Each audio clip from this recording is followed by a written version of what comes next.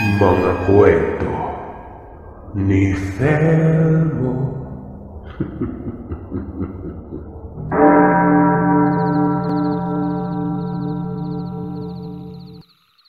Op, teka, huwag mong itutuloy. Nakargahan ko ng malakas na orasyon ng itak na yan. Alam mo naman siguro kung gaano rin kalakas ang tangan ko, di ba? Yung isinagawa kong pagtadtad sa tumutya mo, pahapyaw na orasyon lamang yun kaya hindi tinablan ng gamit. Pero kapag sinagad ko, mahahati ang tuway-tuway. Gaya ng sinabi ko, kapag alam ng katunggali ang kahinaan ng gamit mo, matatablan ka talaga. E sa palagay mo ba hindi kita kilala? At hindi ko alam ang kahinaan mo pati ang gamit mo. Wika ni Lolo Sikel noon. Dagdag pa nito, sapat na ang nakita niyang katapangan. Totoo ngang may tiwala ang kanyang anak na si Tatay Basilio sa kanyang gamit noon. Siyempre nainis si Tatay Basilio noon. Paano na lamang kung hindi siya pinigilan, di ba? E di sana tapos na yung kamay niya. Tumawa lamang si Lolo Sikel, umalis at pagbalik. Bitbit na nito ang galon ng tuba. Tanghali ng mga sandaling yon. Naroon silang dalawa sa may silong ng bahay. Salita ng tagay na aakalain mong magkaibigan at hindi magtatay. Dito ay lubos na nakilala ni Tatay Basilio ang lolo. Nawawala ang pagiging pilyo. Sa halip ay binabanggit nito lagi ang yumaong lola. Akala noon ni Tatay Basilio na ang pag-inom nito ay siyang gamot sa alaalang masalimuot at paghihinagpis. Yun pala ay pagbabalik tanaw lang. Hindi pa rin nalilimutan ng lolo ang lahat. Sa tono ng pananalita ay naiisip ng Tatay Basilio kung ano ba talaga ang sanhi ng pagkamatay ng lola noon. Sa pagkakaalam niya kasi, dengue lang. Ang totoo anak, ako ang dahilan, hindi dengue. Siya ang naging kapalit matapos akong sumubok maging albularyo noon. Wika ni lolo. Hindi pinaniwalaan ni Tatay Basilio ang mga sinabi noon. Ayon sa kanya, ano ang kinalaman ng pagiging albularyo? Pero totoo talaga na si Lolo Sikel noon ay isang manggagamot. Tumigil lamang ito pagkatapos mamatay ang lola noon. Hanggang sa nagpatuloy sa pagsasalita si lolo. May mga batayan pala kapag pinasok ang pagiging manggagamot. Siya nga pala, partikular lamang ito sa lihitim mong manggagamot. May ilan kasi na hindi naman totoo.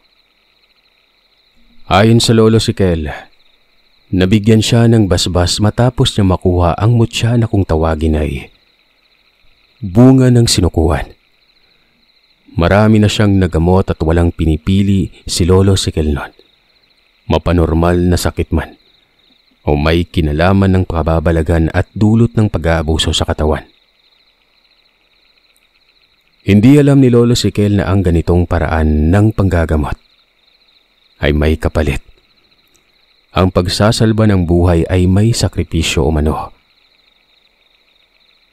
Hanggang sa namatay si Lola Pasita, may nakapagsabi kay Lolo na mali ang ginawa ng Lolo Sikel.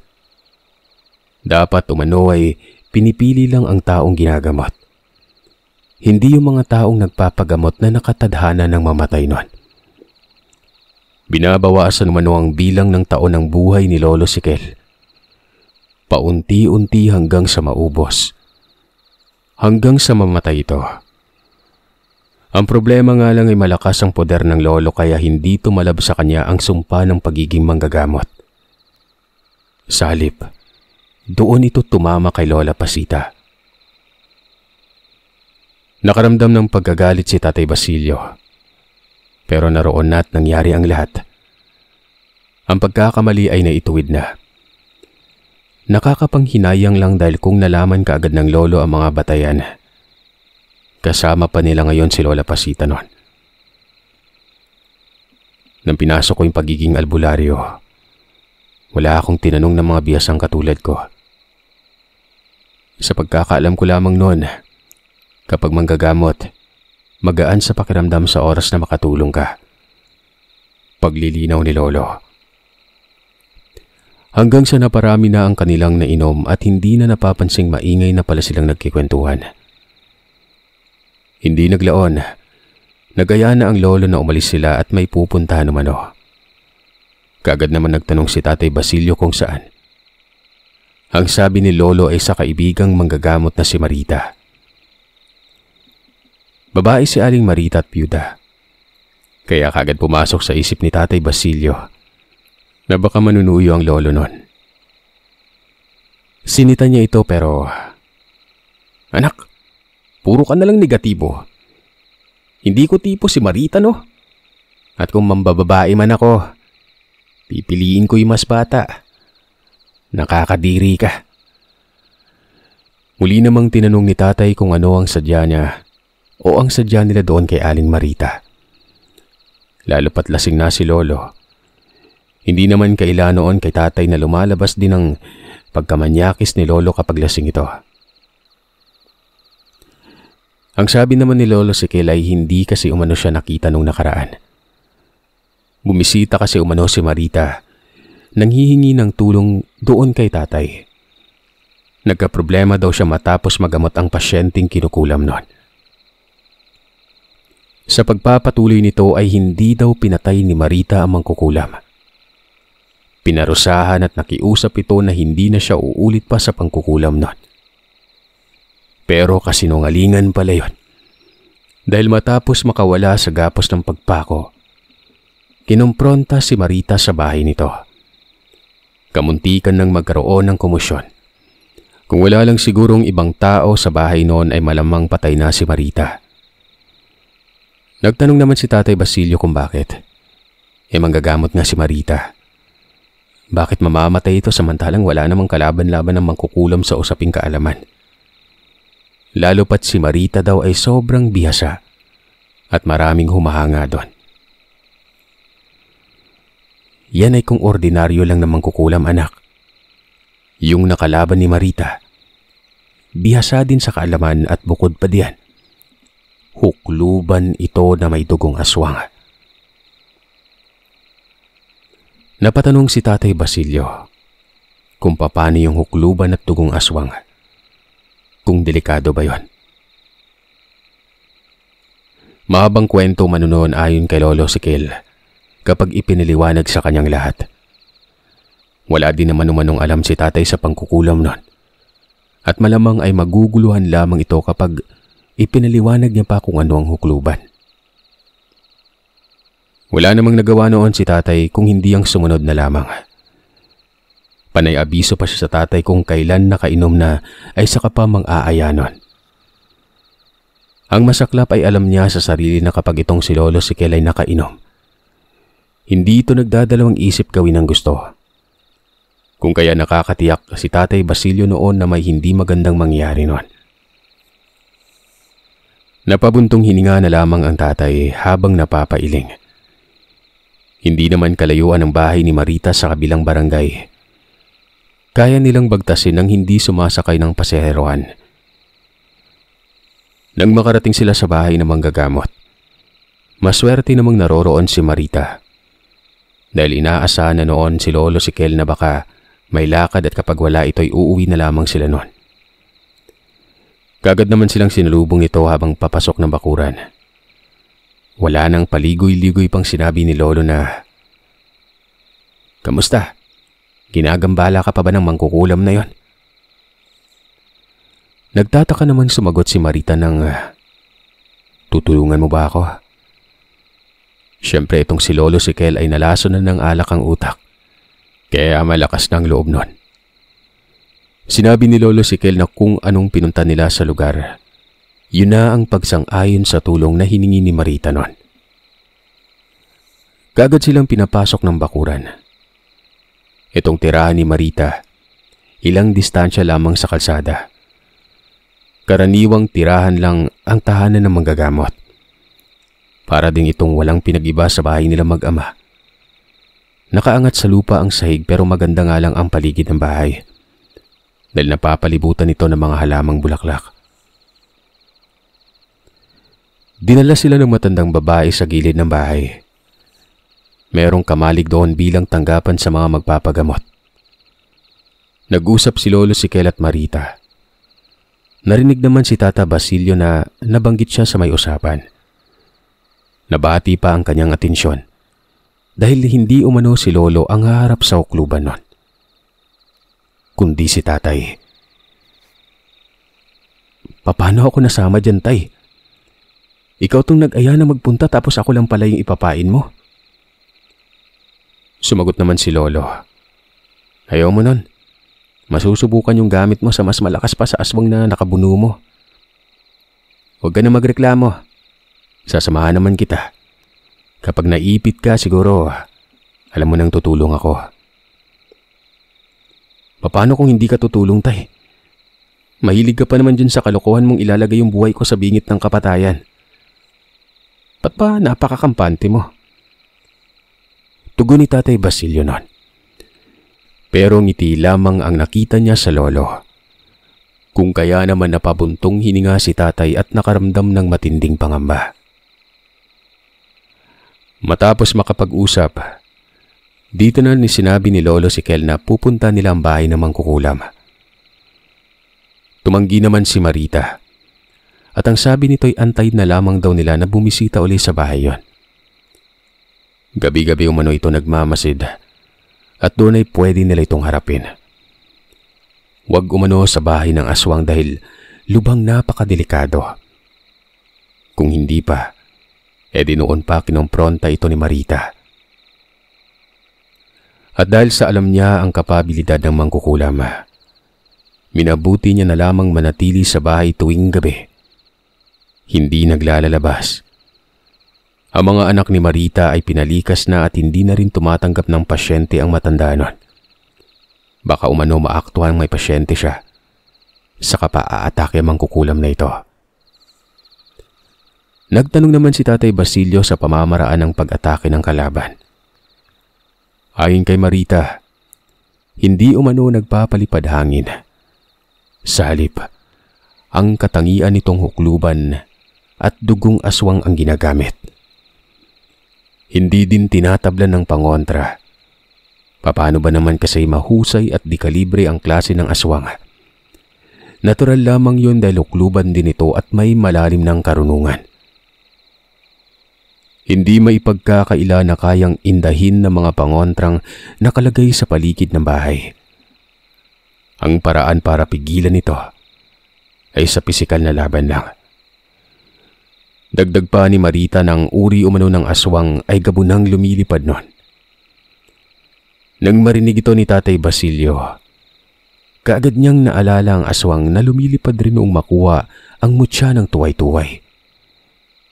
Naiisip ni Tatay na baka iisa lamang ang aswang na nakalaban ni Marita at yung nakabuno niya nun. Kaya naman gumaan ang loob ni Tatay Basilio. Naging kampante at napangiti pa umano siya habang nagwiwika ng mga katagang. Ako nang bahala, Tay. Umuwi na lamang kayo at parang hindi naman kayo importante dito. Ang yabang, di ba? Nagulat naman si Lolo noon. Gawa ng kanina daw ay takot na takot ito. Pero tila pinagtatabuyan na siya ng mga panahon na yon. Gusto daw ba umano ni Tatay na haraping mag-isa ang kalaban? Sigurado ba daw siya umano doon? Dahil kung hindi siya nagbibiro abay, uuwi na lamang umano si Lolo noon at magpapahinga. Tinanong pa ni Lolo na baka lasing si Tatay. Sabi naman ni Tatay ay hindi. Si Marita ay tila nabigla sa mga binitawang salita ni Tatay Basilio. Nakatitig ito sa kanya at parang namamanga. Ang sabi ni Marita, sobrang tapang daw ni Tatay. Nagtanong pa ito kung saan humuhugot ng tapang wala namang karunungan si Tatay Basilio nun. Ang sumabat dito ay si Lolo Sikel. May karunungan umano si Tatay pero hindi pa ganoon kalawak. Bagamat hindi pa bihasa pero malaki ang tiwala ng lolo sa kanyang anak. Dito ay napagdesisyonan nga nilang si Tatay Basilio na lamang ang maiiwan. Uuwi at magpapahinga na lamang si Lolo nun. Hayaan na lamang umano ito na siya yung gagawa ng kung anumang bagay laban doon sa kalaban ng Marita. Pagkatapos noon ay nilisan na ni Lolo ang lugar. Samantalang pinaakyat naman ng bahay si Tatay Basilio. Dito niya nasilayan ang mga larawan ng mga anak ng matanda. Puro babae ang mga anak ni Marita. Akala niya may lalaki gawa ng nag-alaga din ito ng lalaki na kasing edad niya noon. Hanggang sa nalaman niyang pamangkin lang pala ni Marita ang lalaki. Siyang nagbabantay gawa ng nagtatrabaho ang mga magulang sa Dumaguete. Sa puntong ito ay malapit ng gumabi. Abala si Marita sa pagpapausok sa paligid ng bahay. Habang si Tatay Basilio, naroroon lang na nasa itaas nakatambay sa beranda. Si Marita noon ay panaysipat sa tatay na para itong walang tiwala. Dahil kung may plano pang pagandaan ng kalaban ay dapat naglibot na ito sa lugar. Para siyasatin ang mga palatandaan kung saan nagmamasid ang aswang gabi-gabi noon. Pero ang nakikita niya sa Tatay Basilio, kalmado na parang inaantok pa noon. Kung kaya naman ganoon na lamang ang pag-aalala ni Marita. Siya na mismo ang gumalugad sa lugar. Binalikan niya ang pwesto kung saan niya madalas nakikita ang mangkukulam na yon. Nalalaman naman ni Marita yon dahil sa taglay nitong karunungan. Kayang kumilatis na mga bakas at kaya ding alamin kung kanino galing ang bakas at palatandaan. Palipat-lipat ito ng posisyon. Sa likod, sa bulwagan at doon sa unahan na may bakanting loteng pinagmamay-ari ng kapatid ni Marta. Isa-isa niyang nilagyan ng pangontra. Kahit alam niya namang hindi alintana ng aswang. Umaasang kahit papano'y nababawasan umano ang kakayanan ng aswang na yon. Matapos noon ay kinausap niya ang Tatay Basilio. Pinaalalahanan ng tatay na hindi basta-bastang mangkukulam ang kakaharapin nila. Dito na isiniwalat ng tatay na ang mangkukulam. Maaaring ito umano ang aswang na nakabuno niya. 2 buwan na ang nakalipas noon. Napatanong si Marita, paano umano nagkaroon ng inkwentro si Tatay Basilio sa aswang. Pero iniba niya ang dahilan. Ito na rin ay para maprotekta ng mutya at manatili itong lihim nun. Papauwi na ako nun eh. Sinundo ko si tatay kasi napainom na naman. Kaso ayaw umuwi kaya ayon hinayaan ko na lang. At nung papauwi na ako, binagat niya ako. Akala ko nga may kalakasan eh. Nasaksak ko, tumakbo. Napapailing si Marita. Hindi dahil sa namangha, kung hindi ito naniniwala. Halata sa mukha niya. Malalim na ang gabi. Nakatulog na lamang si Tatay Basilio sa kakaantay. Habang si Marita noon, naroroon sa loob ng bahay. Nagdadasal ito at nagtirik pa ng ilang kandila.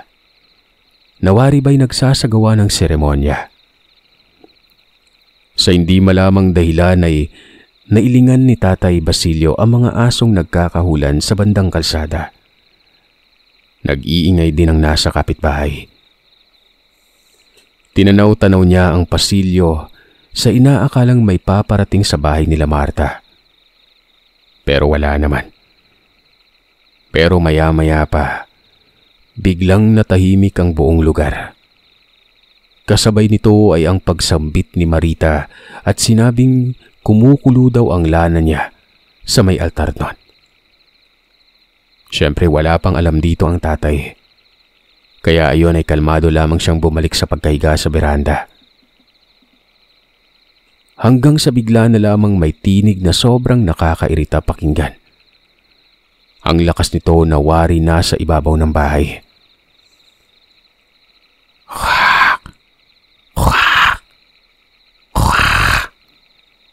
Yun pa lang ang unang beses na makarinig ng tinig na gano'n ng Tatay Basilio. At dahil dito, kaagad siyang bumalikwas at sinipat ang ibabaw.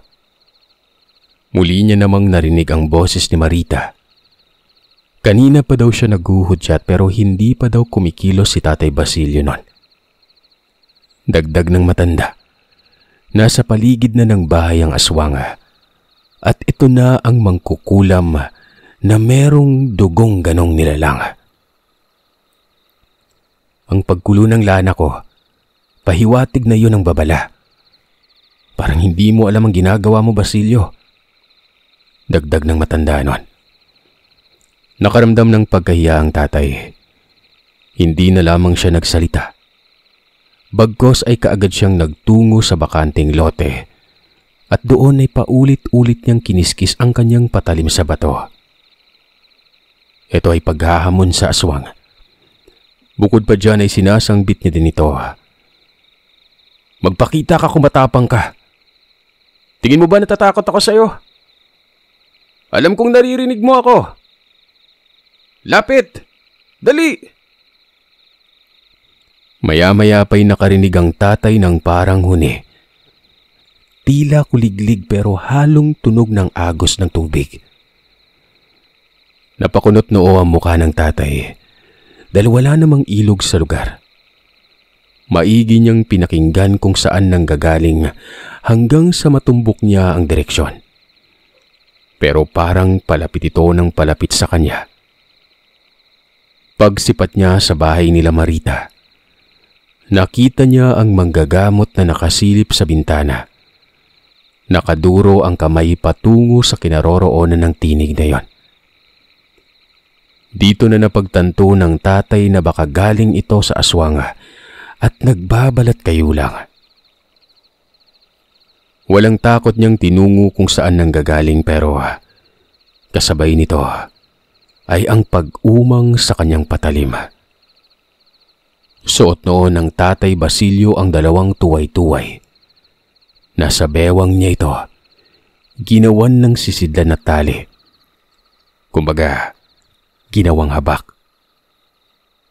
Sa direksyon kung saan doon nanggagaling umano ang tinig, hindi naman mapuno.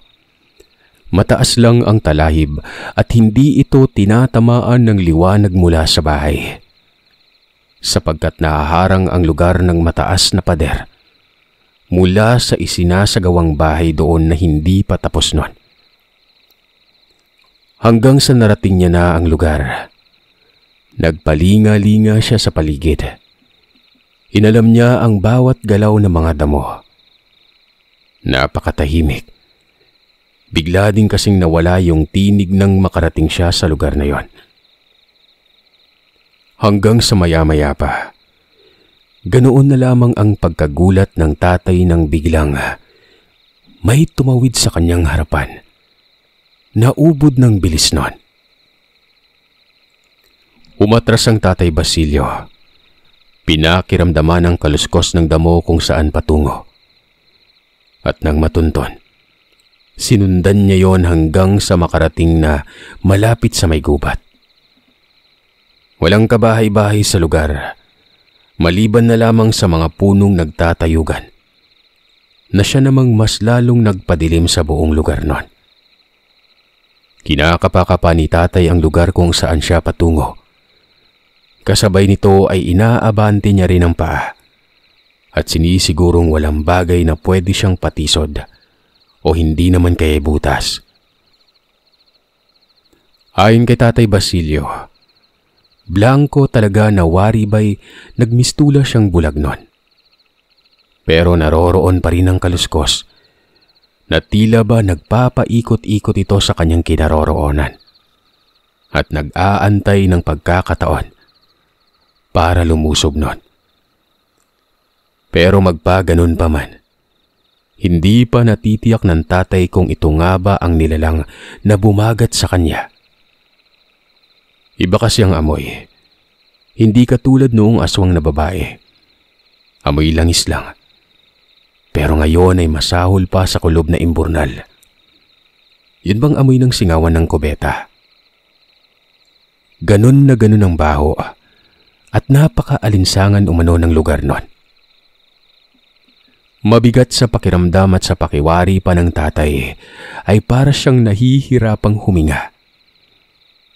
Ilang saglit lang sa hindi malamang dahilan ay narinig niya ang boses ni Lolo Sikel.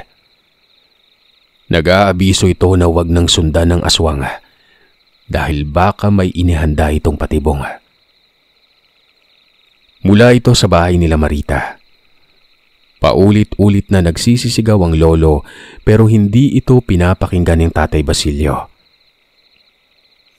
Hanggang sa naririnig na ni Tatay Basilio na papalapit si Lolo Sikel. Pero sa kabila ng lahat ay nanatiling tahimik ang tatay. Maya-maya pa, napansin niyang nasa likuran niya ang kaluskos. Nagkunwari ang tatay na hindi niya alam. Maigi niya lang yung pinakiramdaman habang lumalapit sa kanya. Maya-maya biglang dumaan uli sa kanyang harapan. Sa mga sandaling ito'y napagtanto ng tatay na maaaring hindi lamang nag-iisang aswang na yon.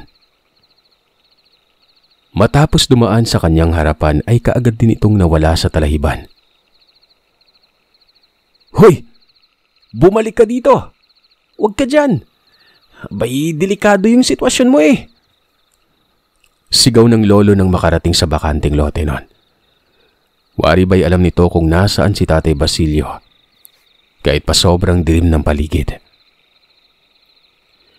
Segundo lang ang namagitan. Muling narinig ng tatay ang huni ng kuliglig. Pero hindi na halong tunog ng agos ng tubig nun. Sa halip, tinig na kung saan ito yung narinig niya kanina na nakakairitang pakinggan. Yun bang... Pero nasa magkaibang direksyon ito galing. Nakakasiguro ng tatay, hindi nga nag-iisa ang nilalang na yon. Kaya sa mga sandaling ito, yung tapang na kanina pa bitbit ay napalitan ng pangamba. Nagsisisi din siya kung bakit pa sinuong ang lugar. Naging kampante lang masyado dahil sa sobrang pagtitiwala sa sarili nun. Unti-unting umatras na ang Tatay Basilio hanggang sa may biglang sumunggab sa kanyang likuran. At dahil sa bilis ng pangyayari ay hindi nagawang mailagan ng Tatay Basilio yon. Kinalmot siya sa batok at dahil sa lakas ay nasubsob si tatay sa damuhan. Kaagad niyang hinipo ang leeg pero wala naman siyang tinamong pinsala nun. Bumalikwas ang tatay at sinipat kung nasaan na yung sumunggab sa kanya. Pero wala. Hanggang 2 di pa lang ang kanyang naaaninag nun. Dito ay mabilis na tumakbo si Tatay Basilio patungo sa kinaroroonan ng lolo.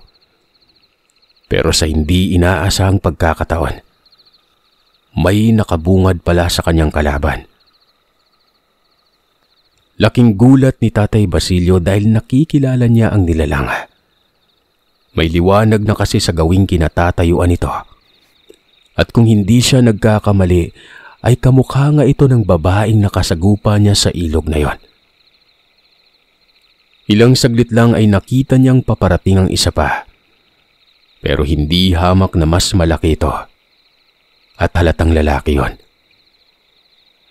Dahil nga malinaw na sa kanyang paningin ng mga aswang, ay dito inunahan niya na kaagad pero mabilis na sumalubong sa kanya ang lalaking nilalang. Binangga nito si Tatay Basilio. Nawalan ng balanse, kung kaya't natumba sa lupa nun. Dinaganan nito si tatay. Nagpupumiglas siya pero malakas ang aswang. Mabuti na lamang at dumating si Lolo Sikel at may hinampas sa likod nito. Dahilan para napaiktad ang nilalang at nabitawan ng aking ama. Pagsipat ni Tatay Basilio, nakita niya si Lolo na hawak-hawak ang itak at nakaduro sa nilalang. Dito niya napagtanto na tinaga ng lolo ang nilalang kung kaya nang makabalikwas. Sinipat niya kung anong nangyari. Pero nakita niya ang lalaking nilalang na nakatayo at parang hindi ito nasasaktan nun. Kaagad namang sinabi ni Tatay Basilio na ang isa sa mga aswang ay siyang nakasagupa niya sa ilog. Kung ganon, sila yung mangkukulam na nagsasagawa ng ritual sa puntod ng sanggol? Ang malas niyo naman. Alin ba sa tangan mula sa sanggol ang nais niyong kunin? Yung mata o yung tuhod? Kung tuway-tuway kasi, nakuha na ng anak ko eh. Yung mata, tinapon ko. Kayo kasi hindi naman kayo nagsabi na may plano din pala kayo. Kayo pa naman yung nauna sa lugar. Bueno, hindi ito patungkol doon sa nagaganap ngayon. Bibigyan ko kayo ng pagkakataong mabuhay pa. Lubayan niyo lang ang albularyong si Marita at tapos na tayo doon. Areglo na tayo kaagad, tama ba? Paglilinaw ni Lolo Sikel. Sa isip-isip naman ni Tatay Basilio, kung nagawa niyang puksain ang aswang na babae noon, magagawa din niya ngayon. Pero ang problema, dalawa mga ito. Sobrang lakas pa ng isa. Umaasa na lamang siya noon kay Lolo. Ang problema, hindi niya paminsan nakita itong nakipagbuno. Ni sa normal na tao ay walang eksperyensya. Maliban na lamang sa kalokohan ito at ubod ng manyakis at pagiging lasinggero. Magpaganon pa man, inantay niyang kumilos si Lolo. Sa pagkakataong ito ay mahahati ang atensyon ng dalawang aswang at maaaring tag-isa na sila ni Lolo noon. Hanggang sa maya-maya pa'y nagwika ang lalaking aswang na parang sinadya pa umano ng pagkakatawan. Na sila Lolo umano yung naging kaagaw nila ng asawa niya doon sa sanggol na yon. Mabuti nagkataong wala ako nun. Kung hindi, malamang hindi kayo magtatagumpay. At ikaw tanda, huwag mo akong tinatakot ha. Alam mo na siguro ang kaya kong gawin batay sa mga sinabi ng matandang albularyo. Sambit ng lalaki nun. Kagad namang sumagot si Lolo Sikel. Ay sos, ano bang? Ginoon Nimoy. Di ako nagbabanta. Totoo at mangyayari talaga sa inyo ang sinabi ko. Dito pa lang sa anak ko, wala na kayong kakayanan eh. Mabuti na lang madilim at pabor sa inyo. Abay kung gusto nyo magsukatan, simulan nyo na ang pagsugod. Banat ng lolo nun. Dito ay inihanda ni Tatay Basilio ang sarili. Kasabay nito ay pinag-aralan niyang maigi ang galawan ng dalawang nilalang na yon. Napakatahimik na mga ito, pero unti-unting umaabante ng lakad. Yung babae ay patungo kay Lolo. Samantalang yung malaking tao ay nakatuon naman ang atensyon nito kay Tatay Basilio. Anak, Basilio, ang totoo ikaw lang talagang inaasahan ko dito. Sinubukan ko lang takutin at baka madalas sa pakiusap. Mapapasubo pala. Total hindi ka naman tatablan ng mga yan. Salagin mo na lang yung mga atake ha. Ganoon na lamang ang pagmumura ng Tatay Basilio. Eto na naman. Kahit nasa peligrong sitwasyon ay may kalokohan pa rin ang lolo noon. Hindi na lamang sumabat pa si tatay. Mas pinili niyang pagtuunan ng pansin ng aswang. Kumabig siya ng ilang distansya kay Lolo para hindi sila magpandikit nun. Malay niya daw kasi siya pa ang tamaan ng itak kapag nagpakawala ng Lolo. Ilang saglit lang ay pabilis ng pabilis ang paglalakad ng aswang. Hanggang sa lumundag ito patungo kay Tatay Basilio. Dito ay kaagad humiga sa lupa ang tatay. Tinutok niya ang patalim sa dibdib ng nilalang. Tumama ito at bumaon, na siyang dahilan para maglikha ang aswang ng nakakakilabot na pag-angil.